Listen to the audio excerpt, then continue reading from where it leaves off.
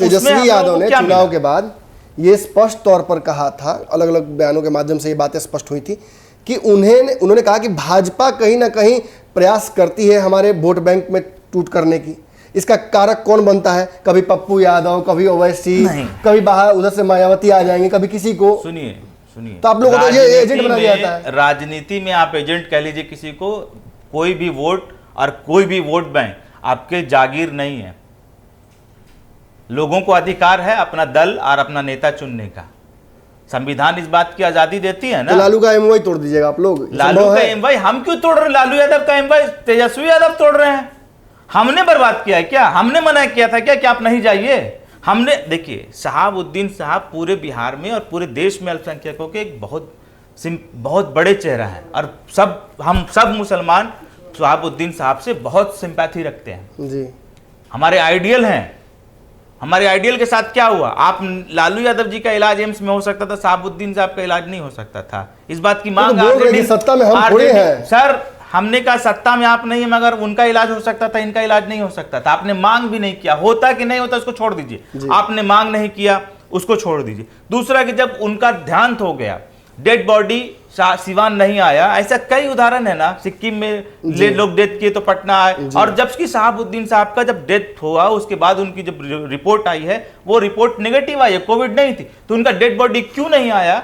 इस पर राजनीति हो रही थी और इस राजनीति के पीछे कौन लोग थे उसको भी छोड़ दीजिए। आप इस बात का मांग कर सकते थे कि नहीं कर सकते थे कि हमारे नेता माननीय शहाबुद्दीन साहब का डेड बॉडी उनके पैतृक गांव जाएगा? नहीं, इसको लेकर मीसा भारती ने को सफाई दी है। उसको भी छोड़ दिया। आपने नहीं किया। सफाई देने से कुछ नहीं होता, आपने नहीं किया, क्लियर है। उसके बाद आप जब उनको सुपुर्दे खाक दिल्ली के अंदर किया गया, शाहीन बाग के अंदर किया गया, आप सभी लोग वहां पे मौजूद रहे। तेजस्वी यादव लगातार दिल्ली में थे। आप आधे घंटे का समय नहीं था आपके पास कि आप शहाबुद्दीन जी को जाकर और उनको खिराजे या कीदत पेश कर सकते थे। इतना कहने का मतलब आपका कि आप लोग मुसलमान वोट नहीं करेगा? नहीं, सुनिए, वो भी नहीं किया। उसके बाद आपके पास समय नहीं मिला कभी। आज 1.5 महीना से ज्यादा बीत गया, आपके पास कभी समय नहीं मिला कि आप उनके परिवार के लोगों से जाकर मिलिए। आपको कभी समय नहीं मिला कि आप जो है जाकर उनके परिवार के लोगों से बात कीजिए और दुख दर्द बांट सकिए। दूसरा चीज कि कोई भी बड़ा नेता तेज प्रताप यादव जी को छोड़कर, मैं तेज प्रताप यादव जी का धन्यवाद करता हूं कि उन्होंने हमारी सेंटिमेंट्स को समझने का काम किया, मगर अनफॉर्चुनेटली नेता तेज प्रताप यादव आज नहीं है। अगर तेजस्वी यादव जी अगर ये कहते हैं कि मेरा भाई गया है, तेज प्रताप यादव गया, तो आप ये बात को तय कर लीजिए कि तेज प्रताप यादव नेता है आपके पार्टी के, तो तेज प्रताप यादव को नेता बनाइए, हम साथ खड़े हैं। फिर आप मतलब पारस वाला गेम खेल रहे हैं? कोई पारस वाला गेम नहीं खेल रहे भाई। जो करेगा, मैं आपको नमन जी बस इतना बता रहा हूं कि जो करेगा ना लोग उसकी बात करना है। हम लोगों ने पहले तेज प्रताप अगर गए तो हमदर्दी उनके परिवार के साथ किसने दुख सुख बांटा? तेज प्रताप जी गए। तेज प्रताप जी मगर नेता नहीं है ना, ये दुर्भाग्य है। आप नेता थे तो आपकी भूमिका क्या होनी चाहिए वो आपको पता था, वो आपने नहीं किया। दूसरा है कि आपको अगर लगता है कि अब्दुल बारी सिद्दीकी साहब के नाम पे अब मुसलमान आपको वोट दे देगा तो आप भूल जाइए। मुसलमान ने अब्दुल बारी सिद्दीकी साहब को इस बार देख लिया। हम बहुत इज्जत करते थे अब्दुल बारी सिद्दीकी साहब का और बहुत हमदर्दी था हमारे दिल में। सफाई तो दी थी उन्होंने फेसबुक पर। अब्दुल बारी सिद्दीकी साहब, बहुत अफसोस आता है इस बात को कहते हुए कि शहाबुद्दीन साहब के परिवार से मिलने का समय आपके पास नहीं था, मगर लालू यादव जी के जन्मदिन में आपको यहाँ से फ्लाइट पकड़ के जाने का समय था, आपको चपलूसी करने का समय था, मगर आपको हमदर्दी बांटने का समय नहीं था अपने लोगों के साथ जी। तो मुसलमान अब समझ चुका है। हम मुसलमानों को 40 साल में क्या मिला है? हमने तो राजद को 40 साल सत्ता और सत्ता के अगल बगल रखा। आप बता दीजिए कि हमने नेताओं को तो आपके मौका मिला ना। अब नेताओं ने, आप कह रहे हैं कि कौन से नेता को मौका मिला? आप खुद बोल रहे हैं कि सिद्दीकी बाबू को मौका मिला। अरे भाई, हमने तो बोला ना कि सिद्दीकी साहब को अगर कौम से हमदर्दी हुई होती ना कभी, तो आज कौम का ये हाल नहीं हुआ होता। एक बड़ा सवाल सीधा मैं पूछ लेता हूँ आपसे। आप कह रहे हैं कि अल्पसंख्यक राजद को वोट नहीं देगा, किसको वोट दीजिएगा? भाजपा को दीजिएगा?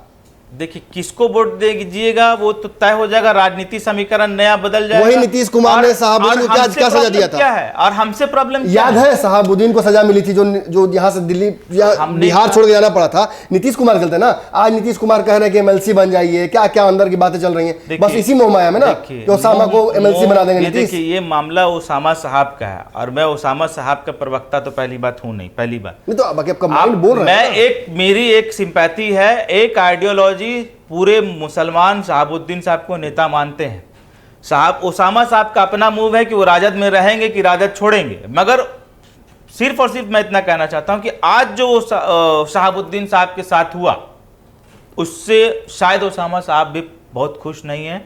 और ये उनका अपना मामला है कि वो कहाँ रहेंगे नहीं रहेंगे, मेरा उनका मामला नहीं है। मगर कम से कम ये तो एक जो चरित्र था राजद का कि वोट हमारा, 100% वोट हमारा, 16% मुसलमानों की आबादी और सत्ता हम दे बनाए आपको 70 सीट 72 सीट 75 सीट सरकार में हम लेके आए, और नेता आपके एक पीढ़ी के बाद दूसरी पीढ़ी, दूसरी पीढ़ी के बाद तीसरी पीढ़ी, तीसरी पीढ़ी के बाद चौथी पीढ़ी, हमारा क्या होगा? आज बिहार के अंदर 3 और 4% और 2% आबादी वाले लोग मंत्रिमंडल में हैं और मुख्यमंत्री बन सकते हैं, दावा करते हैं कि मुख्यमंत्री। हम 16% वाले लोग का क्या हासिल किया है राजद ने? मतलब आपका कहना है कि राजद की तरफ वोट बैंक नहीं जाएगा अल्पसंख्यकों का, आप तो डिवाइड होगा ना। मैं आपको एक पप्पू यादव के पास जाएगा, ओवैसी के पास जाएगा, नीतीश के पास जाएगा। देखिए, जाएगा कि नहीं जाएगा उससे मतलब नहीं है। फिर आप बट के जाइएगा। जो लोग सेकुलर लोग हैं, उसके नेता तेजस्वी यादव कैसे हो गए ये हमको समझ में नहीं आया। अब ये सेकुलरिज्म की परिभाषा भी समझ में नहीं आ रही। जो नीतीश कुमार सेकुलर बने थे तो अल्पसंख्यक समाज साथ में खड़ा हुआ था, फिर भाजपा के साथ चले गए। मैं तो नीतीश कुमार जी को इतना ही कहना चाहता हूं कि आपकी उत्पत्ति एक समाजवाद विचारधारा से हुई और आज आप संघ की गोद में बैठे हैं, सिर्फ किस लिए? एक कुर्सी के लिए।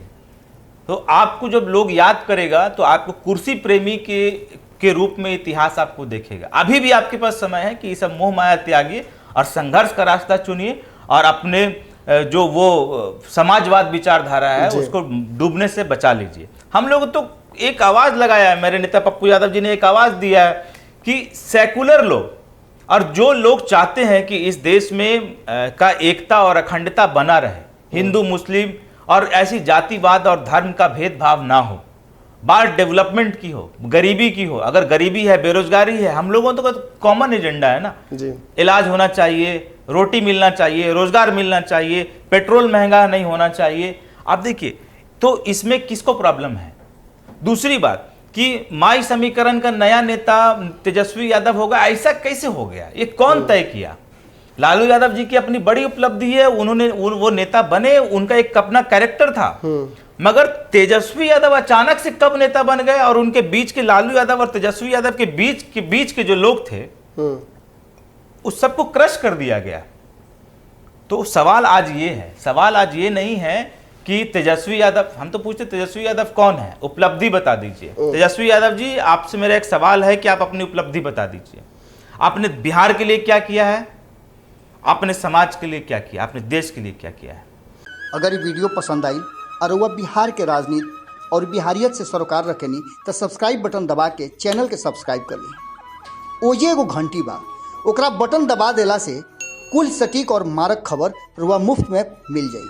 अगर रुआ पत्रकारिता के हमनी के नया प्रयोग में सहयोग कर चाहतानी तो ज्वाइन बटन दबा दी। पेटीएम नंबर नोट कर ली 9386816700। धन्यवाद।